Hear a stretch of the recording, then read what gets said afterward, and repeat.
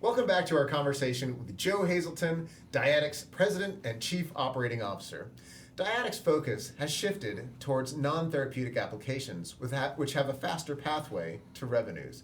However, the company is still working on a number of other collaborations with the Gates Foundation and also with Fondazione Biotecnopolo di Siena.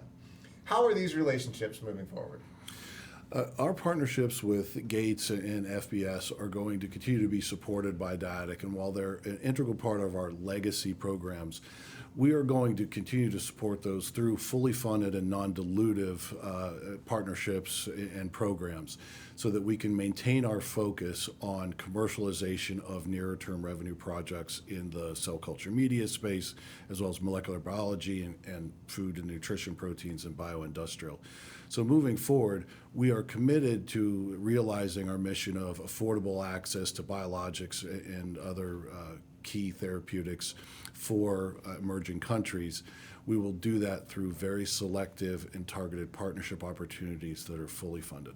Now, one of those, I think, is Rubik One, isn't it, that you're working with? And then also in South Africa, you're doing some work.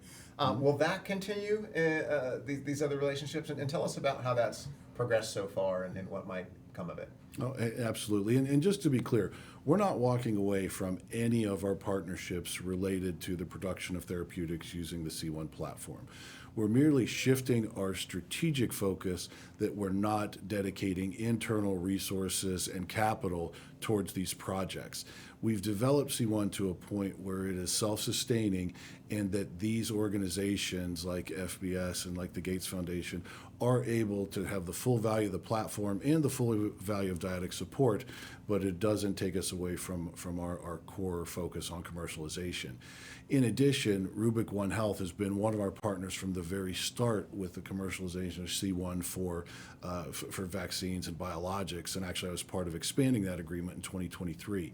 That is continuing to progress. They're shifting towards, I believe we had mentioned this a year ago, they're shifting towards the production of animal vaccines and therapeutics, more focused on basically the food systems in Africa as well, as a better and more achievable first step with lower regulatory hurdles than the human space.